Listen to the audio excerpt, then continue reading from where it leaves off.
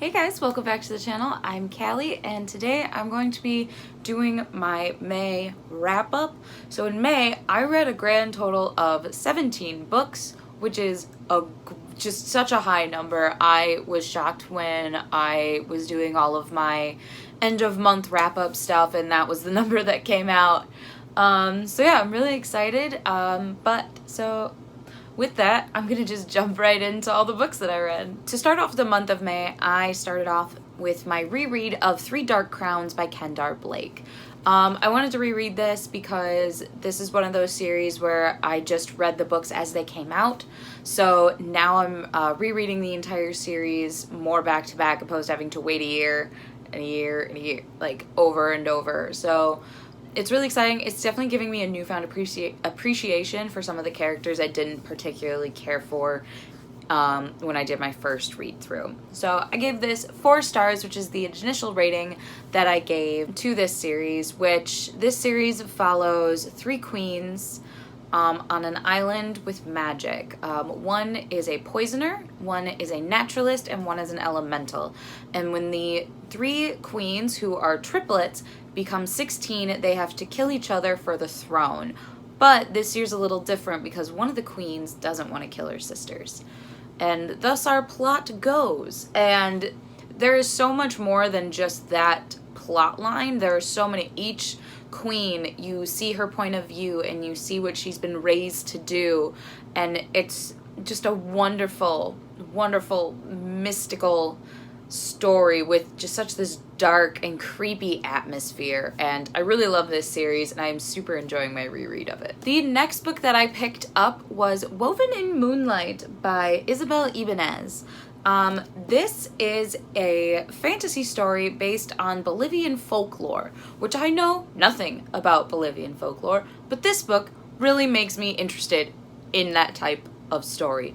We follow a girl who is the decoy Condesa, and when she is forced to go to her enemy's castle to marry basically this usurper, she learns about why the revolution happened. So this is a post-revolution where the Condesa has basically been confined to a fortress, and they think that they were in the right and that the revolution should never have happened. And when our main character, Zemina, goes to this palace to understand why the revolution happened, it opens her eyes to see their side of the story. And it's really great to see her eyes open to that part, because while you're reading this, you are very much like Zemina. You automatically care for her side and think, okay, they did bad things, they're obviously in the wrong. But as you learn from all these other characters within this castle that she's staying before her wedding, you learn more and more about why they revolted, and you're like, okay, I get it.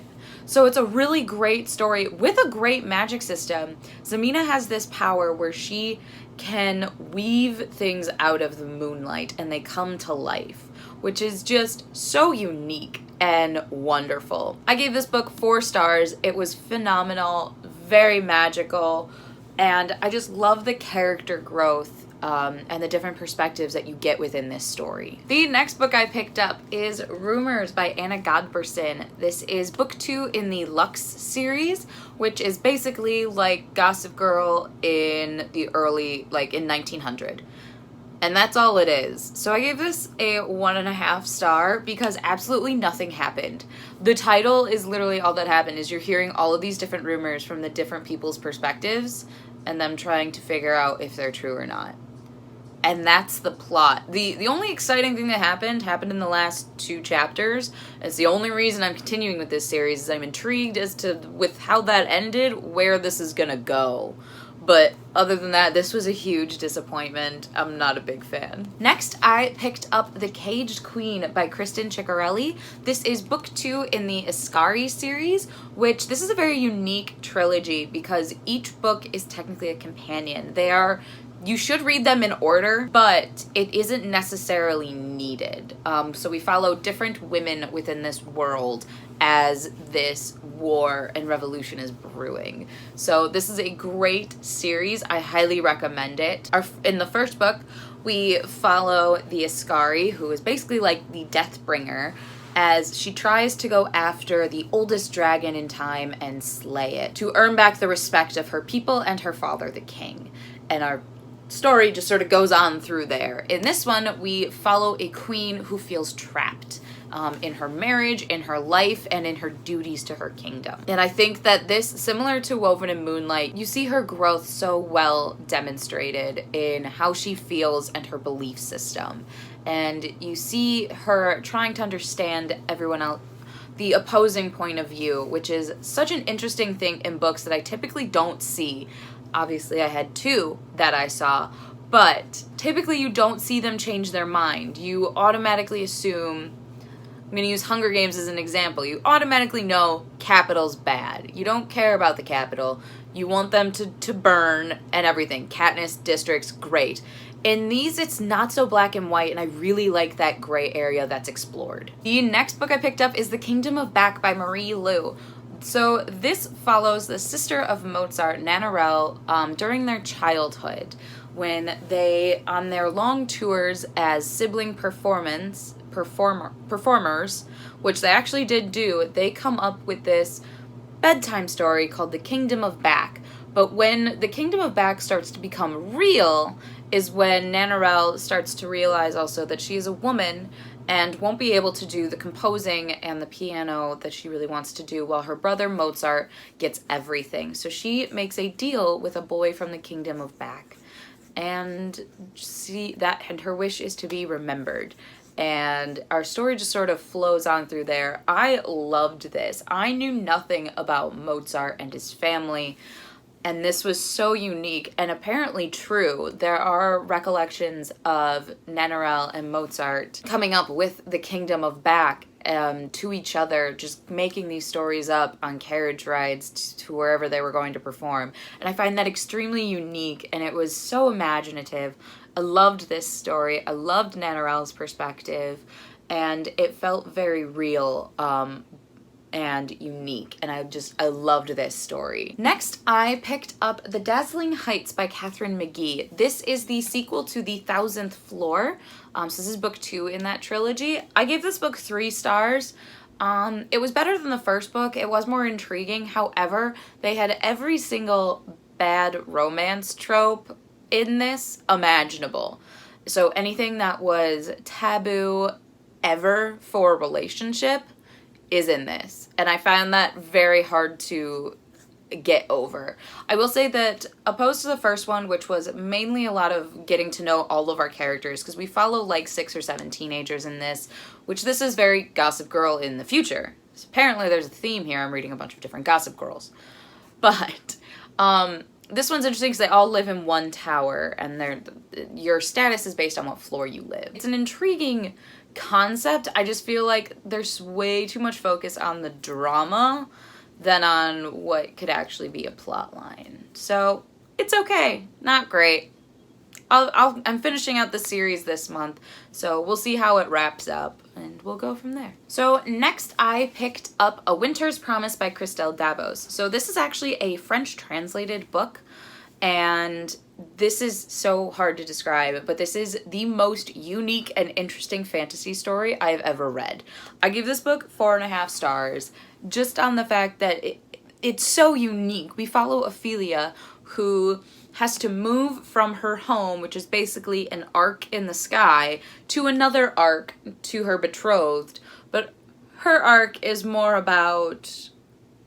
less about like politics and more just family oriented and everything, and she's moving to this arc that is all politics, and her fiance is like a financial dude, and it's so weird to describe, but it's so unique. Ophelia has 2 different powers. She's able to walk through mirrors, and whenever she touches an object, she learns its history and emotions of people who have touched it in the past, which creates such a unique dynamic in this story.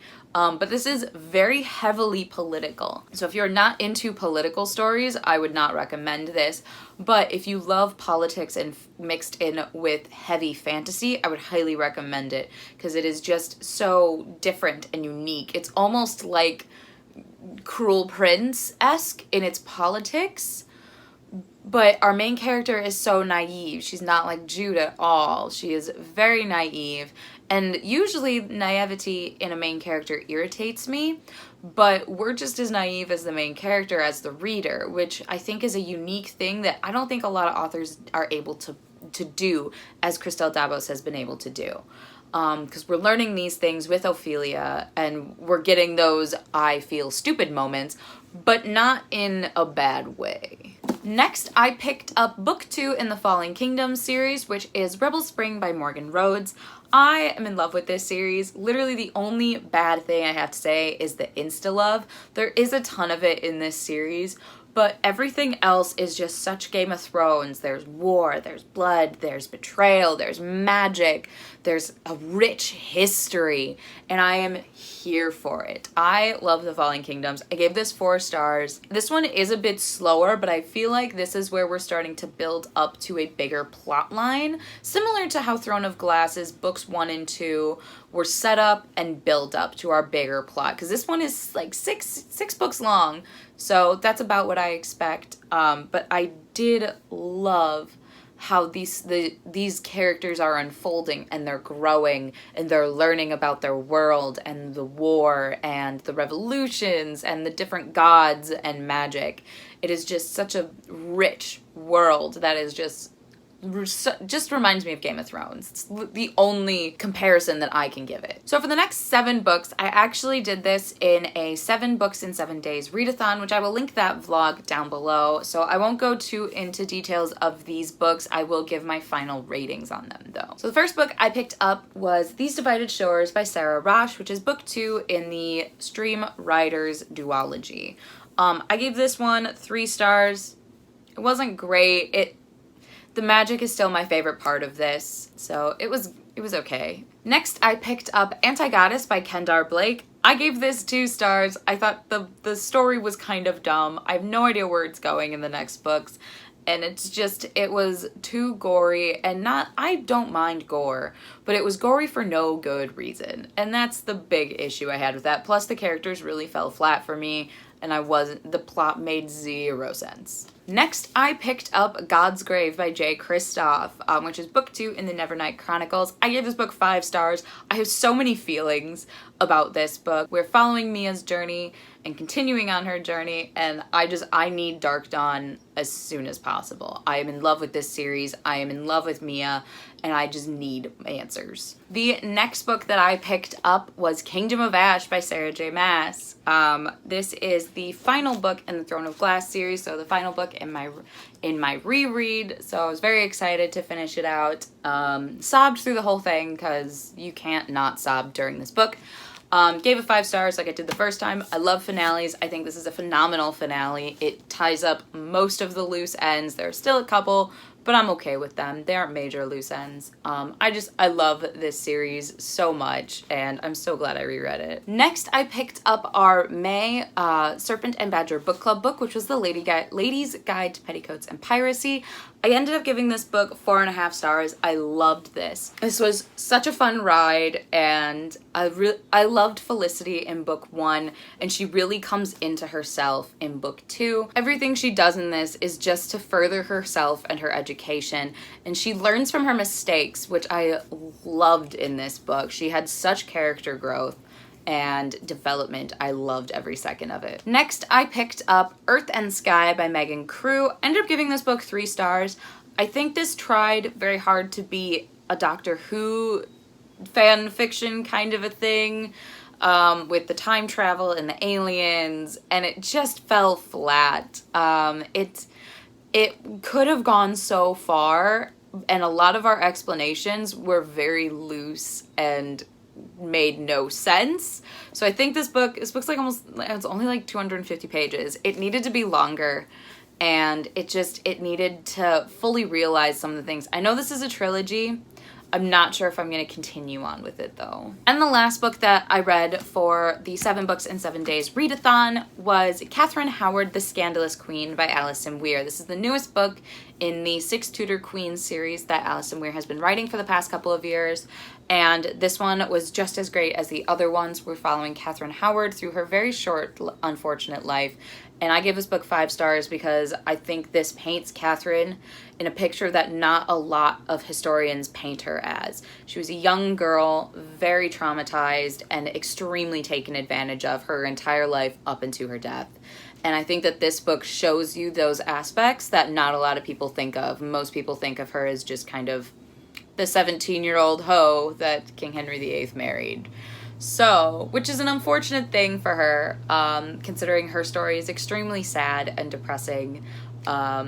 So I think that this book did her a lot of justice, and I really enjoyed it. So after the readathon, I was still able to get in 2 more books for this month, and the first one that I picked up was The Ballad of Songbirds and Snakes by Suzanne Collins. This is the Hunger Games prequel that I have been anticipating since its announcement, and it kind of fell flat for me. I didn't super enjoy this. I really enjoyed that it was a prequel and we're following Snow in his younger years and the early Hunger Games. However, the Hunger Games are only about 75 pages of this 500-page book.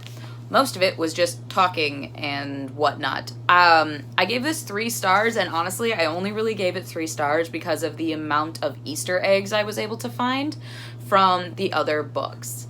And they were great homages to the series. However, I feel like the ending of this was extremely rushed because they started to paint Snow in a better picture, and Suzanne had to figure out, oh crap, that's right, he's a villain, and make him a villain at the very end. It was extremely rushed. I didn't super care for it. I think that this brings up a lot of good topics about war and post-revolutions that I think are extremely important today. So I think this will start a lot of really good conversations. However, the actual plot line, kind of dumb and didn't really do it for me. And the last book that I read in May is The Night Country by Melissa Albert. This is the sequel to The Hazelwood. I somewhat enjoyed The Hazelwood. I think I gave it 3.5 stars. It was a very interesting and dark take on fairy tales and fairy tales coming to life. This sequel was pointless. I gave this 2.5 stars. I was super not a fan. It felt really dumb. I didn't understand what the plot was until about 200 pages in, and this book's only like 330. It felt very pointless and didn't add anything to the story. And the ending was extremely rushed and didn't make any sense. I had to constantly reread paragraphs and chapters because I didn't understand what was happening. And I just feel like this didn't have the same magical, dark, mysterious quality that the first book had. So I think that this needed to come out after. She's coming out with an actual book of the Hinterland stories, and I think this book needed to come out afterwards because not knowing those stories made everything really confusing and not as impactful as I think that this could have been had I already had prior knowledge of the Hinterland stories, which I think is coming out next January. So overall, extremely disappointed in this, which is really sad because I really wanted to like this, but is what it is. So those are all 17 books that I read in the month of May. I'm hoping to have just as good as a month in June. I have another week off in June, so I am debating on doing another 7 books in 7 days challenge to start speed throughing my TBR, because if I keep having months like this, my TBR is gonna just shrink immensely, which is very exciting, but also means I need new books. But whatever. So that's all I have for you guys today. Feel free to like, comment, and subscribe to our channel. We post videos every Tuesday, Thursday, and Sunday. And please stay safe. And I will see you guys in our next video. Bye!